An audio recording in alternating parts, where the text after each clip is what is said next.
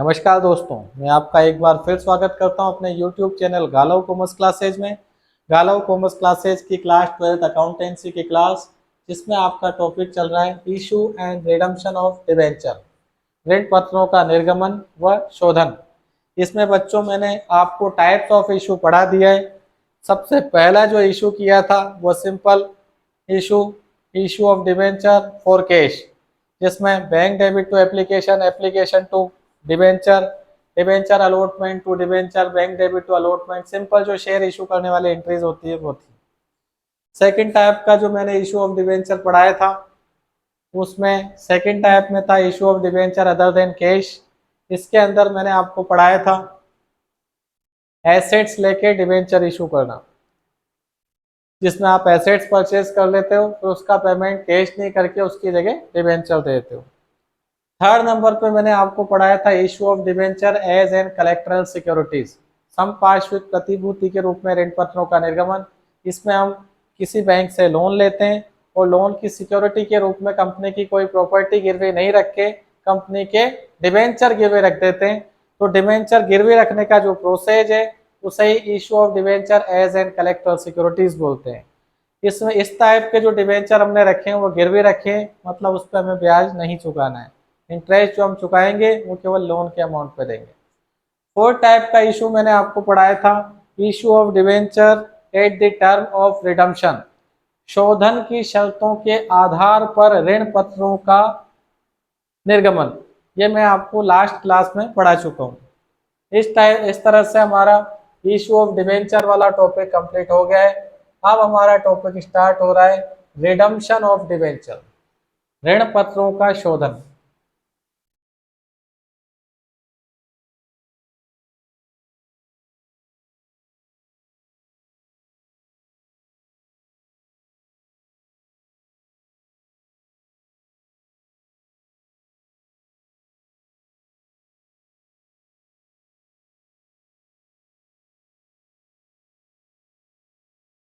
Redemption of debenture,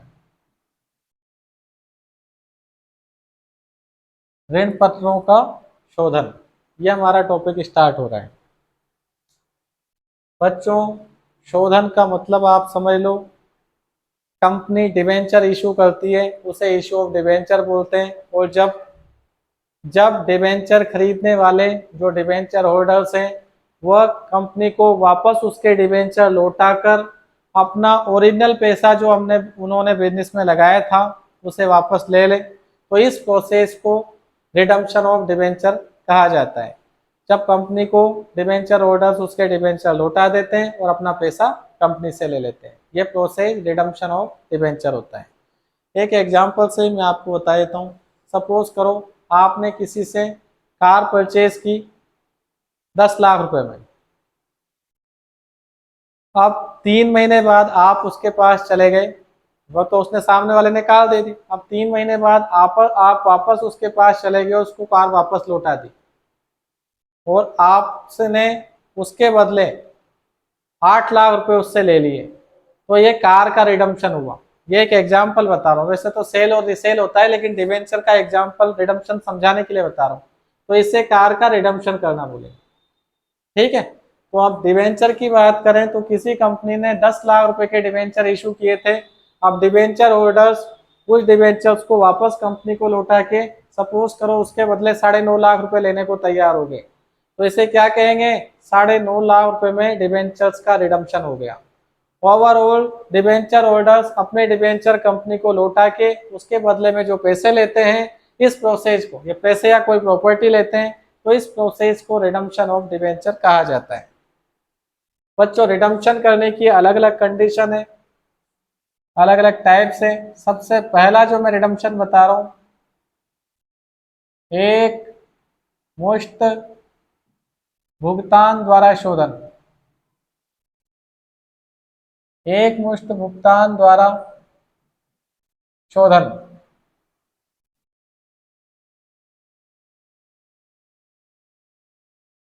इसको English में बोलते हैं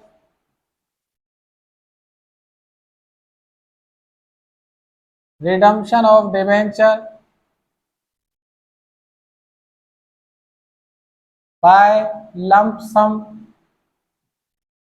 पेमेंट, मतलब डिवेंचर का जो रिडम्पशन करना है उस कंडीशन में डिवेंचर के जो कंपनी पैसे चुकाएगी वो सारे एक साथ पेमेंट कर रही है, टुकड़ों में नहीं कर रही है, तो इसे क्या बोलेंगे, redemption of debenture, lump sum payment.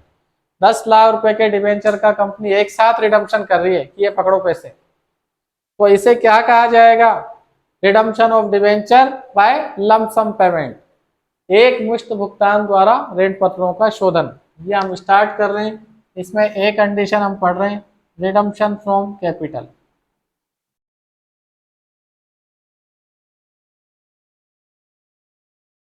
Redemption from capital,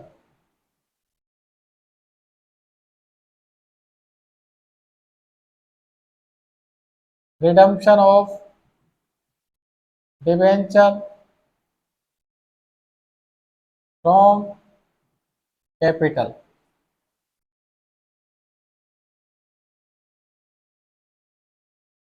ऋण पत्रों का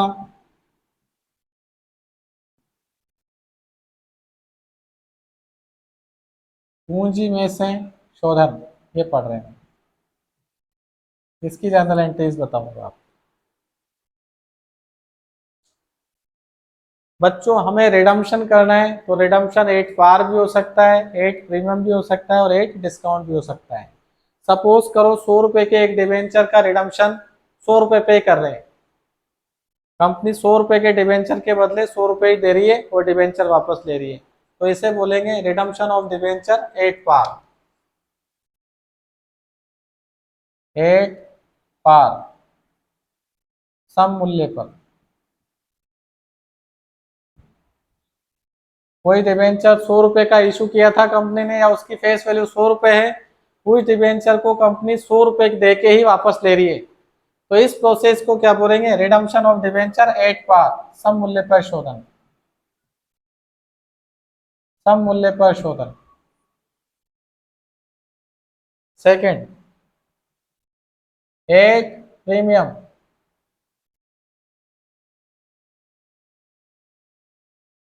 प्रीमियम पर शोधन।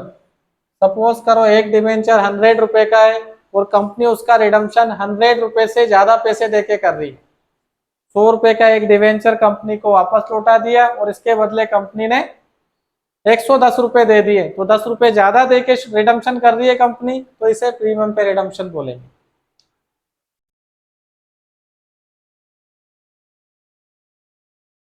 8 डिस्काउंट,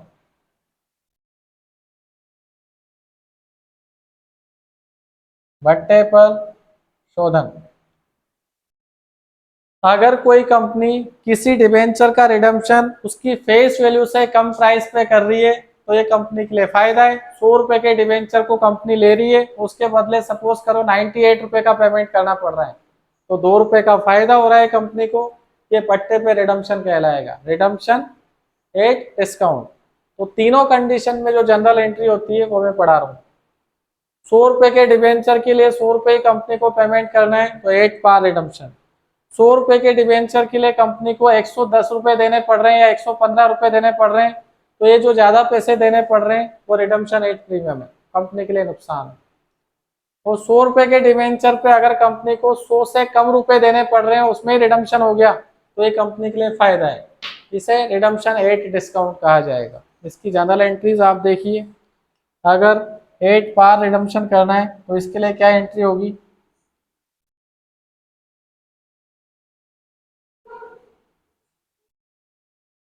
डिवेंचर अकाउंट डेबिट, यहाँ लिख देंगे डिवेंचर की face value,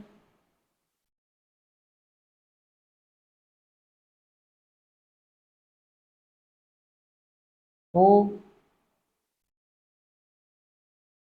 debenture holders,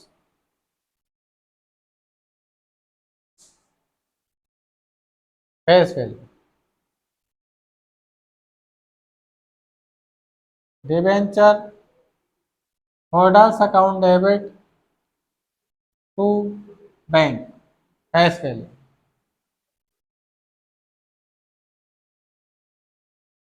face value से ये दो एंट्री करते हैं, और आप चाहें तो ये दो एंट्री नहीं करके एक एंट्री से भी काम चला सकते हैं। इस तरह से नहीं लिखें। डिबेंचर ऑर्डर से डिबेंचर ऑर्डर कट गया, फेस वैल्यू लिख रही है। आप डायरेक्ट ये एंट्री भी कर सकते हैं, debenture account debit to bank, ये भी सही है। फेस वैल्यू का पेमेंट कर रहे हैं, जनरली यही करनी चाहिए। Debenture account debit to bank, हो गया काम, कोई टेंशन ही नहीं। और आप चाहो कि डिबेंचर होल्डर्स में डालो, उस कंडीशन में करो, वो प्रोसेस भी मैंने आपको बता दिया है। पहले डिबेंचर का जितना पैसा करना है वह डिबेंचर होल्डर्स के अकाउंट में डाल दो।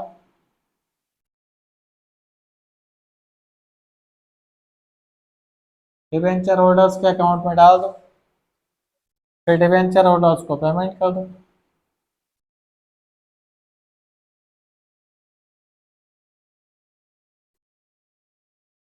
टू बैंक, फेस वैल्यू का ही पेमेंट करना है। 10 लाख रुपए के डिबेंचर है तो 10 लाख रुपए के सही दो एंट्री हो जाएगी। सेकंड, अगर आपको प्रीमियम पे रिडम्पशन करना है तो इसके लिए आपकी एंट्री होगी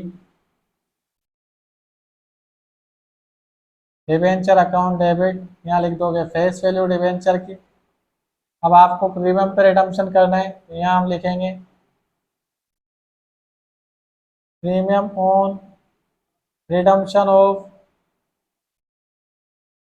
debenture account debit payable premium, जितनी प्रीमियम चुकानी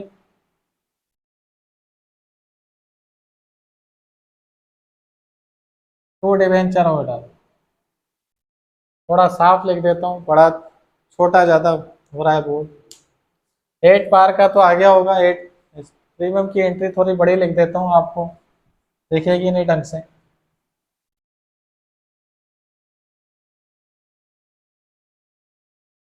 redemption of debenture from capital, इसमें 8 पार चल रहा है। डिबेंचर की face value to debenture holder, फिर डिबेंचर होल्डर टू बैंक। अब मैं आपको 8 प्रीमियम बता रहा हूँ। 8 प्रीमियम, 100 रुपए के डिबेंचर का रिडम्पशन 100 रुपए से ज्यादा पैसे देके कर रहे हैं तो उसके लिए एंट्री होगी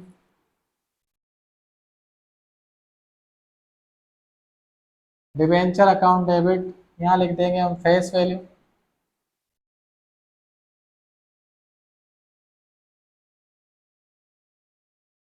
premium on redemption of debenture account debit, यहाँ लिख देंगे पेबल प्रीमियम, जितनी प्रीमियम चुकानी है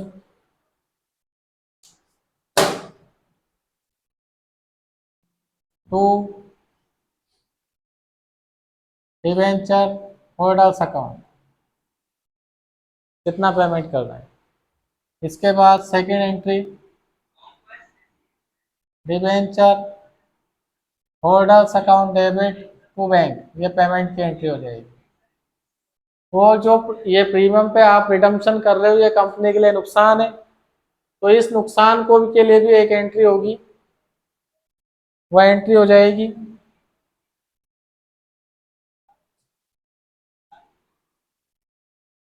P&L account debit to premium on redemption of debenture, इस नुकसान के लिए लॉस हो रहा है ना। सपोज करो 8 पार वाला बता रहा हूँ, सपोज करो 10 लाख रुपए के डिबेंचर का रिडम्पशन 8 पार करना है तो 10 लाख रुपए से debenture account debit to debenture holder 10 lakh रुपए लिख देंगे, फिर debenture holder account debit to bank, ये भी 10 लाख रुपए से एंट्री हो जाएगी, खत्म काम। तो जब प्रीमियम पे रिडम्पशन करना है, सपोज करो 10 लाख रुपए के डिबेंचर का रिडम्पशन 11 लाख रुपए देके करना है तो 1 लाख रुपए ज्यादा दे रहे हैं, तो आपकी एंट्री क्या होगी debenture account debit face value 10 lakh, premium on redemption of debenture account debit 1 lakh, total 11 lakh रुपए डिबेंचर होल्डर को देने। फिर debenture holder account debit to bank 11 lakh रुपए से एंट्री हो जाएगी। अब 10 लाख रुपए के डिबेंचर पे 11 लाख रुपए दिए तो 1 लाख का नुकसान हुआ कंपनी को, जिसे अपन ने प्रीमियम और रिडम्पशन ऑफ डिबेंचर कहा था, तो उसके लिए ये एक एंट्री एक्स्ट्रा हो जाएगी P&L account debit to premium on redemption of debenture.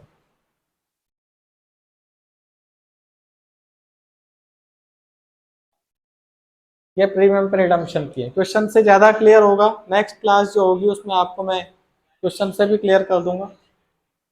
और थर्ड कंडीशन है 8 डिस्काउंट। डिस्काउंट पे रिडम्पशन करोगे तो फायदा होगा। 100 रुपए के डिवेंचर पे 100 से कम पैसे देने पड़ रहे हैं तो फायदा हो रहा है। प्रीमियम पे रिडम्पशन में नुकसान हुआ था तो P&L अकाउंट पे लिख दिया था खर्चे साइड में। अगर डिस्काउंट पे रिडम्पशन हो तो क्या एंट्री होगी? सबसे पहले तो हम लिखेंगे debenture account debit.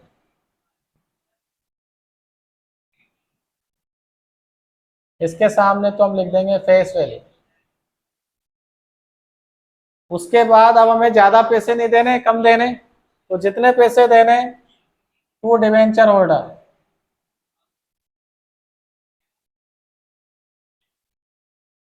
Payable amount.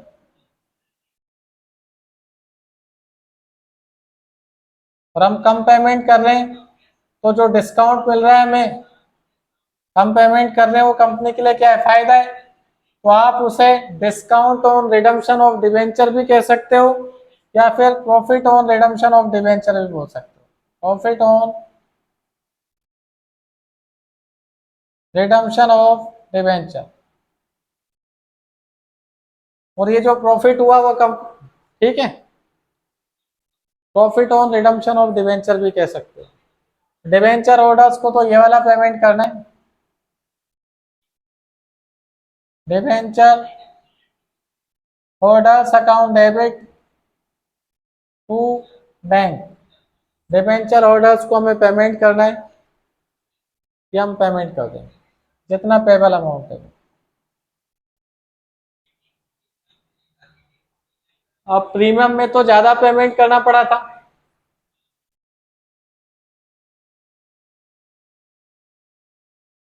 Premium में तो ज्यादा पेमेंट करना पड़ा था लेकिन डिस्काउंट में कम पेमेंट करना पड़ रहा है, इसलिए फायदा हो रहा है। और ये जो फायदा हो रहा है, जो लॉस हो रहा था वो तो P&L अकाउंट से एंट्री की थी, और जो ये फायदा हो रहा है इस फायदे के लिए एंट्री होगी profit on redemption of debenture.